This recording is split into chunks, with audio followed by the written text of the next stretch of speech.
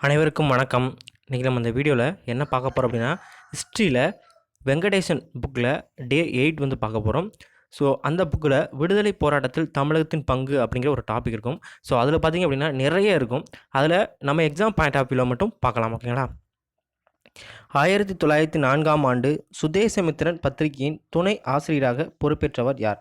So 1904ஆம் ஆண்டு சுதேசமித்திரன் பத்திரிகையின் துணை ஆசிரியராக பொறுப்பேற்றவர் யார்? யார் அப்படின்னு பார்த்தீங்கன்னா பாரதியார். வந்தே மாதரம் பாடலை பாரதியார் மொழிபெயர்த்து எந்த மாத இதழில் வெளியிட்டார்?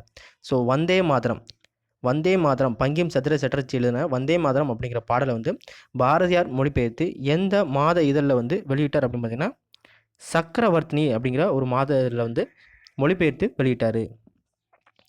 வஉசி வாங்கிய கப்பல்களை பாரத தேவி பெற்றெடுத்த 2 தவ புதல்வர்கள் என்று வர்ணித்தவர் யார்? ஸோ வஉசி வாங்கிய கப்பல்களை பாரத தேவி பெற்றெடுத்த 2 தவ புதல்வர்கள் என்று வர்ணித்தவர் யார் அப்படின்னு பார்த்தீங்கன்னா பாரதியார். எங்கள் காங்கிரஸ் யாத்திரை என்ற நூலை வெளியிட்டவர் யார்? ஸோ எங்கள் காங்கிரஸ் யாத்திரை என்ற நூலை வெளியிட்டவர் யார்? பாரதியார். இந்த நூல் என்ன நூல் அப்படின்னா தீவிரவாதிகளுக்கும் மிதவாதிகளுக்கும் சூரத்தில் பிளவு ஏற்படுச்சு இல்லையா, பிரச்சனை வந்துச்சு இல்லையா, அதை பற்றின ஒரு நூல் தான் இந்த எங்கள் காங்கிரஸ் யாத்திரை அப்படிங்கிற ஒரு நூல். இது வந்து பாரதியார் வந்து எழுதியிருப்பார். புதுவையில் இருந்து திரும்பிய பாரதியார் கைது செய்யப்பட்டு எந்த சிறையில் அடைக்கப்பட்டார்? ஸோ புதுவையில் இருந்து திரும்பிய பாரதியார் கைது செய்யப்பட்டு எந்த சிறையில் அடைக்கப்பட்டார்?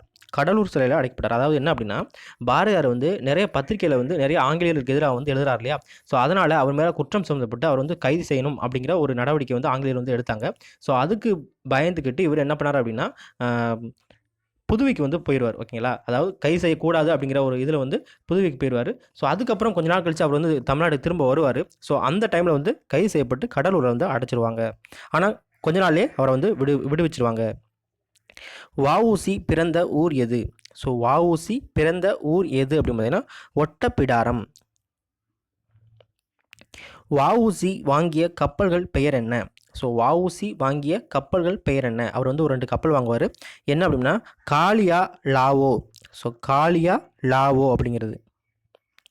சூரத் பிளவின் போது சென்னை மாகாணத்திற்கு தீவிரவாதிகள் செயலாளராக நியமிக்கப்பட்டவர் யார்? ஸோ சூரத் பிளவின் போது சென்னை மாகாணத்திற்கு தீவிரவாதிகள் செயலாளராக நியமிக்கப்பட்டவர் யார்? யார் அப்படின்னா வஉ சிதம்பரம் பிள்ளை.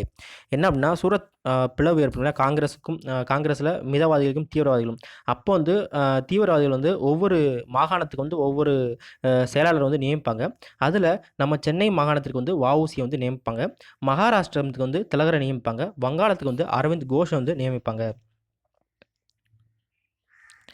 வஉசி ராஜ துரோக குற்றம் சுமத்தப்பட்டு முதலில் எங்கு சிறையில் அடைக்கப்பட்டார்? ஸோ வஉசி ராஜ துரோக குற்றம் சுமத்தப்பட்டு முதலில் எங்கு சிறையில் அடைக்கப்பட்டார்? எங்கே அப்படின்னா கோயம்புத்தூர். ஸோ கோயம்புத்தூரில் தான் முதலாக சிறையில் அடைக்கப்படுறாரு.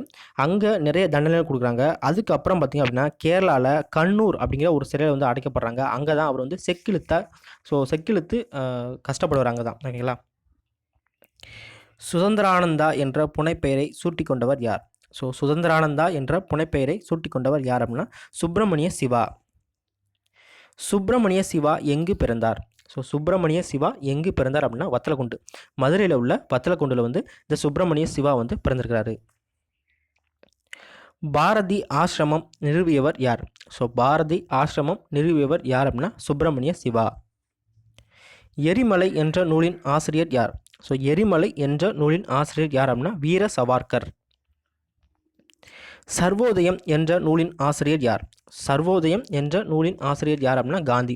இந்த எரிமலை நூலும் இந்த சர்வோதயம் நூலும் தடை செய்யப்படணும், ஆங்கிலேயர்களால் தடை செய்யப்படணும். இந்த நூலெலாம் வெளியே வந்து பப்ளிஷ் பண்ணக்கூடாது அப்படின்னு சொல்லிட்டு தடை செய்யப்பட்ட நூல்கள் அப்படின்ட்டு சொல்கிறாங்க. ஓகேங்களா? தென்னிந்திய நல உரிமை சங்கம் உருவாக்கப்பட்ட ஆண்டு என்ன? ஸோ தென்னிந்திய நல உரிமை சங்கம் உருவாக்கப்பட்ட ஆண்டு என்ன அப்படின்னா 1916. அதுதான் பின்னால் நீதி கட்சி அப்படின்னு சொல்கிறாங்க. தமிழ்நாட்டில் ஒத்துழையாமை இயக்கம் யாருடைய தலைமையில் நடைபெற்றது? ஸோ தமிழ்நாட்டில் ஒத்துழையாமை இயக்கம் யாருடைய தலைமையில் நடைபெற்றது அப்படின்னா சி ராஜகோபாலாச்சாரி ராஜாஜி தலைமையில் வந்து இந்த ஒத்துழையாமை இயக்கம் வந்து நடைபெற்றது. நீல் சிலை சத்தியாகிரக போராட்டம் நடைபெற்ற ஆண்டு என்ன? ஸோ நீல் சிலை சத்தியாகிரக போராட்டம் நடைபெற்ற ஆண்டு என்ன அப்படின்னா 1927. இந்த நீல் சிலை அப்படின்னா என்ன அப்படின்னா சென்னையில் இராணுவ படை தலைவராக இருந்தவர் தான் நீல் அப்படிங்கிறவங்க, ஓகேங்களா. இவர் வந்து 1857 அந்த கிளர்ச்சி ஏற்பட்டுச்சு இல்லையா, அதில் வந்து ரொம்ப தீவிரமாக இருந்தார், ஒடுக்கணும் அப்படிங்கிற ஒரு தீவிரமாக இருந்தார். ஸோ அவருக்கு வந்து பார்த்திங்கன்னா சென்னையில் ஒரு முக்கியமான இடத்துல வந்து இந்த நீல் சிலையை வந்து வைக்கிறதுக்கு முடிவு பண்ணாங்க. ஸோ நீல் சிலை வந்து வச்சுட்டாங்க. ஸோ அதுக்காகத்தான் இந்த நீல் சிலை வந்து அகற்றணும் அப்படின்னு சொல்லிட்டு சத்தியாகிரக போராட்டம் பண்ணுறாங்க. அதுதான் 1927. ஸோ போராட்டம் பண்ணி அந்த நீல் சிலையை உடைச்சிருவாங்க, ஓகேங்களா. தமிழ்நாட்டில் ராஜாஜி தலைமையில் உப்பு சத்தியாகிரகத்தில் பங்கேற்றவர்கள் எத்தனை பேர்? ஸோ தமிழ்நாட்டில் ராஜாஜி தலைமையில் உப்பு சத்தியாகிரகத்தில் பங்கேற்றவர்கள் எத்தனை பேர் அப்படின்னா 100 பேர். ஸோ உப்பு சத்தியாகிரகம் திருச்சியிலேருந்து வேதாரண்யம் வரைக்கும் ஒரு நடைப்பயணம் மேற்கொள்கிறாங்க இந்த உப்பு சத்தியாகிரகம் பண்ணுறதுக்காக, ஓகேங்களா. ராஜாஜி தலைமையில் வந்து பண்ணுவாங்க 100 பேர், ஓகேங்களா. கிட்டத்தட்ட திருச்சியிலேருந்து வேதாரண்யம் வரைக்கும் 16 நாட்கள் நடந்து போய் வேதாரண்யத்தில் உப்பு சத்தியாகிரகம் பண்ணுவாங்க. ஸோ டோட்டலாக வந்து பார்த்திங்கன்னா ஒரு 1.5 மாதம் நடந்திருக்கும் இந்த உப்பு சத்தியாகிரகம் தமிழ்நாட்டில் மட்டும், ஓகேங்களா. தேங்க்யூ.